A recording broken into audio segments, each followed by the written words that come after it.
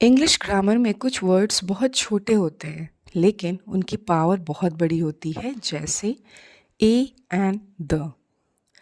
आपने भी नोटिस किया होगा, हम कहते हैं a boy, an umbrella, the sun, लेकिन ये कन्फ्यूजन हमेशा रहता है, कब क्या यूज़ करेंगे। Hello students, welcome back to my channel. आज हम ग्रामर के फाउंडेशन टॉपिक आर्टिकल्स को बिल्कुल ज़ीरो लेवल से एडवांस लेवल तक समझेंगे।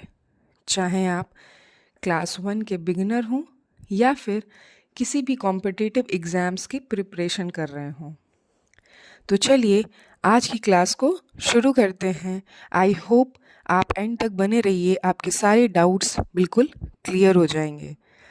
जैसे आप देख सकते हैं सामने, articles are words used before noun to show whether noun is specific or general।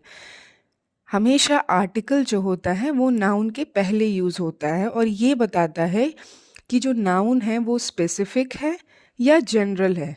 Specific का मतलब कि उसका कोई विशेष नाम है और जनरल का मतलब या फिर कॉमन है। तो फिर अब आगे बढ़ते हैं, हम ये देखते हैं कि जो आर्टिकल्स होते हैं वो कितने टाइप्स के होते हैं। तो there are 3 articles in English, a and the. Now let us move on to the type of articles. First one is indefinite articles. आप जैसे कि ये वर्ड देख रहे हैं इनडेफिनिट, इनडेफिनिट का मतलब ही होता है कि किसी चीज़ की संख्या अभी डिफाइन ना हो, या फिर हम किसी पर्टिकुलर एक ही चीज़ के बारे में बात कर रहे हैं। समथिंग जनरल और नॉट स्पेसिफिक। देखिए यहाँ पे लिखा हुआ है कि इनडेफिनिट आर्टिकल्स जो होते हैं वो ए और एन होते हैं। हमेशा आप याद रखिए, आपसे कोई भी पूछे कि आर्टिकल्स में इनडेफिनिट क्या होता है, इनडेफिनिट आर्टिकल्स कौन सा होता है, तो आप बोलिए ए और एन। पूछेगा कोई क्यों, तो आप बोल दीजिएगा जब किसी चीज़ या कोई चीज़ बहुत ही ज़्यादा जनरल हो या उसके बारे में बहुत स्पेसिफिकली ना बताया गया हो। अब हम आते हैं अ पे, कि ए जो होता है उसको हम लोग कैसे यूज़ करते हैं और कहाँ यूज़ करते हैं। तो ये बहुत ही नॉर्मल सी बात है कि हमेशा ए जो होता है वो सिंगुलर काउंटेबल नाउन के साथ यूज़ होता है। अब काउंटेबल नाउन ऐसा नाउन होता है जिसको हम गिन सकते हैं, और वो जो काउंटेबल नाउन होना चाहिए वो सिंगुलर होना चाहिए, एक होना चाहिए। और दूसरा रूल है use before words that begin with a consonant sound. और एक और खासियत होती है आर्टिकल ए की कि वो अक्सर कॉन्सोनेंट साउंड के पहले यूज़ होता है। अब आपको मैं एक बात क्लियर कर देना चाहती हूँ कि कॉन्सोनेंट साउंड और वॉवल साउंड से ही पूरा आर्टिकल्स हम लोग सीखते हैं। तो आपको बता दें कि जो आर्टिकल्स होते हैं उसमें ए और एन, ये दोनों जो होते हैं बिल्कुल साउंड पे डिपेंड करते हैं। तो कॉन्सोनेंट साउंड का मतलब ऐसा शब्द जो वॉवल्स ना हो, उन शब्दों की आवाज़ या साउंड जब भी हम कोई शब्द का प्रयोग कर रहे हैं तो आ रहा है, तो इसीलिए उसके आगे हम लोग कॉन्सोनेंट साउंड, और कॉन्सोनेंट साउंड के आगे अ का प्रयोग करते हैं। So it is written that used before words that begin with a consonant sound. For example, a boy, a book, boy, a book, a university, a one eyed man. आपको पता होगा कि यू, व, one, तो व है। तो यहाँ पे जितने भी शब्द आए हैं, अगर हम हिंदी में भी उसको प्रोनाउंस करें तो वो हमारा क्या आएगा, व्यंजन आएगा। और वॉवल शब्द जो होते हैं, वॉवल साउंड्स जो होते हैं, हमारे हमेशा स्वर, जो हिंदी में स्वर होते हैं उससे शुरुआत होते हैं। ये भी एक ट्रिक होता है वॉवल साउंड और कॉन्सोनेंट साउंड के बीच में डिफरेंशिएट करने का। तो आप ये ध्यान दे दिए। अब आगे हम लोग बढ़ते हैं एन पे। जैसे कि मैंने कहा, ये भी यूज्ड सिंगुलर काउंटेबल नाउन के साथ ही होता है, बट ये हमेशा वॉवल साउंड के पहले यूज़ होता है। जैसे कि AEIOU। और हमारे हिंदी में जो वर्ड्स होते हैं जिनको हम स्वर कहते हैं उनके आगे ये यूज़ होते हैं।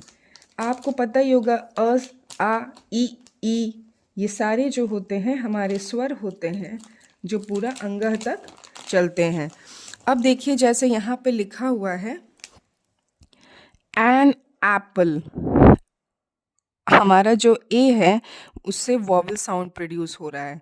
दूसरा एन ऑनेस्ट, यहाँ पे बच्चे हॉनेस्ट पढ़ते हैं बट नो, ऑनेस्ट होता है बेटा, क्योंकि यहाँ पे एच जो होता है वो साइलेंट होता है और ओ से हम लोग शुरुआत करते हैं, तो ओ जो है हमारा वॉवल साउंड है, इसीलिए इसके आगे हम एन का यूज़ करते हैं।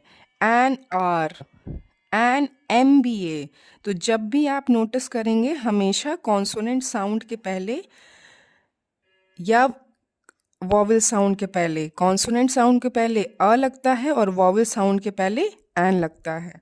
ये दोनों जो प्रक्रियाएं होती हैं इसको ठीक करने के लिए हमेशा अपने साउंड पे ध्यान देना है। Now we will move on to the next article, that is definite article. अब देखिए डेफिनेट मतलब डेफिनेट मतलब किसी चीज़ के बारे में हमको बिल्कुल एग्जैक्ट पता हो। अब देखिए द जो होता है हमारा used when we talk about a specific person, place और अ थिंग। जब भी हम किसी स्पेसिफिक पर्सन, प्लेस और अ थिंग की बात करते हैं तो हम उसको बताने के लिए द आर्टिकल का यूज़ करते हैं। अब देखिए द जो होता है बहुत जगह यूज़ होता है। अब हमें इसको बहुत ही सिंपलर वे में समझना है, कोई बहुत टफ नहीं है। अब देखिए पहला पॉइंट लिखा है when the noun is already known. जब हमें नाउन के बारे में पूरा तरीके से पता है तब हम द का यूज़ कर सकते हैं। जैसे कि यहाँ पे एग्जाम्पल है आई सॉ अ डॉग, मैंने डॉग को देखा, द डॉग वॉज बार्किंग। चूंकि हम डॉग के बारे में जान गए, श्योर हो गए कि हमने डॉग को ही देखा, इसीलिए नेक्स्ट सेंटेंस में हम लोगों ने द का यूज़ किया, the dog was barking. Now moving on to the next rule, before unique things, things which are unique, जो चीज़ बिल्कुल यूनिक है, एक समान नहीं है, वो बिल्कुल अलग है। For example the sun, the moon, the earth, these all are unique things. और इनके आगे हमने कौन से आर्टिकल का यूज़ किया है? द का। बिफोर सुपरलेटिव्स, सुपरलेटिव्स आपको पता होगा कि जब भी हम कंपैरिजन, डिग्री ऑफ कंपैरिजन का यूज़ करते हैं उसमें जो सबसे ज़्यादा हाईएस्ट कंपैरिजन करते हैं उसके लिए हम सुपरलेटिव्स यूज़ करते हैं, द बेस्ट, द टॉलेस्ट। ठीक है। नाउ अब जब भी हम किसी रिवर, सीज, ओशन के बारे में बात कर रहे होते हैं तो भी हम जो है द का यूज़ करते हैं, जैसे द गंगा, द अरेबियन सी। और उसी के साथ साथ माउंटेन रेंजेस के लिए भी हम द का यूज़ करते हैं, द हिमालयास। और नेशनैलिटीज़, ये जो होता है हमारा प्लूरल होता है और इसके भी आगे हम द का यूज़ करते हैं, द इंडियंस, द इंग्लिश। और साथ ही म्यूज़िकल इंस्ट्रूमेंट्स जो होते हैं उनके भी आगे हम द का ही यूज़ करते हैं। She plays the piano.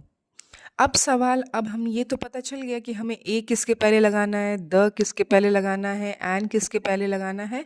अब हम चलते हैं कि कब हमें आर्टिकल्स नहीं यूज़ करने हैं, कब हमें आर्टिकल नहीं यूज़ करने हैं। तो ज़ीरो आर्टिकल या फिर no article, when no article is used. देखिए अब हम लोग इसमें बढ़ते हैं कि अक्सर जो है प्रॉपर नाउन के आगे हम आर्टिकल का यूज़ नहीं करते हैं, जैसे राम इज़ माई फ्रेंड। अब राम के आगे हम लोगों ने द का यूज़ नहीं किया। India is a big country, India के आगे भी हम लोगों ने द का यूज़ नहीं किया। तो ये रूल होता है कि प्रॉपर नाउन के आगे हम लोग द का यूज़ नहीं करते हैं। और कभी कभी प्लूरल नाउन्स के भी आगे नहीं यूज़ करते हैं, कभी कभी जनरल सेंस में, जैसे स्टूडेंट्स आर हार्ड वर्किंग, यहाँ पे प्लूरल नाउन है स्टूडेंट्स, इसीलिए उसके आगे हम लोगों ने कोई आर्टिकल का यूज़ नहीं किया।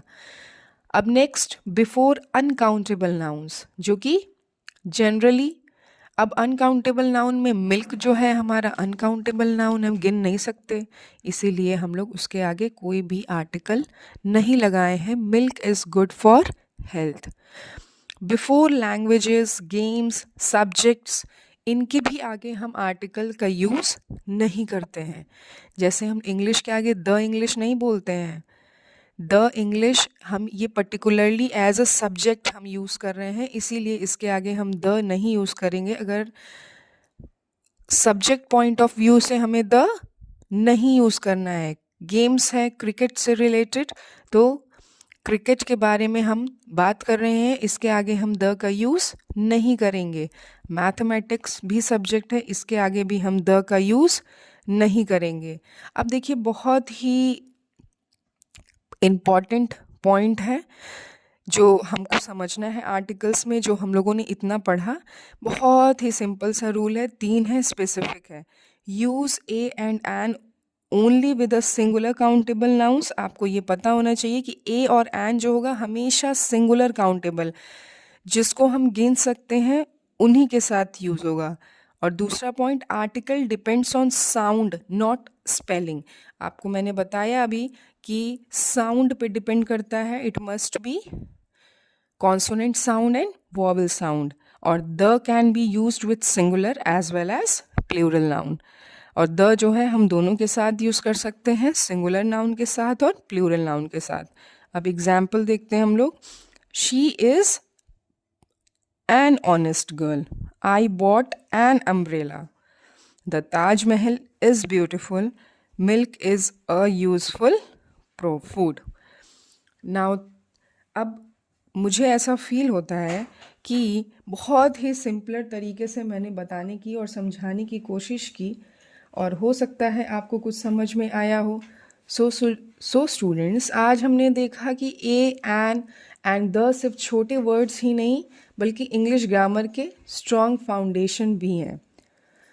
जब आप आर्टिकल्स को सही तरीके से यूज़ करना सीख जाते हो तो आपकी सेंटेंस फॉर्मेशन स्ट्रॉन्ग हो जाती है और राइटिंग और स्पीकिंग दोनों में कॉन्फिडेंस आता है।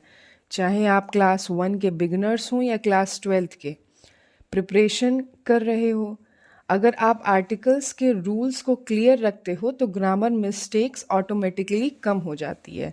याद रखिए, ग्रामर डिफ़िकल्ट नहीं होती, बस एक्सप्लेनेशन डिफ़िकल्ट होता है। थोड़ा प्रैक्टिस, थोड़ा पेशेंस और सही गाइडेंस, आप इंग्लिश में एक्सपर्ट बन सकते हो।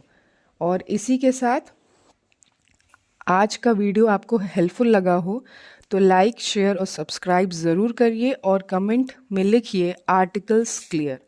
नेक्स्ट वीडियो में मिलेंगे और भी इजी और एग्ज़ाम स्कोरिंग ग्रामर टॉपिक्स के साथ।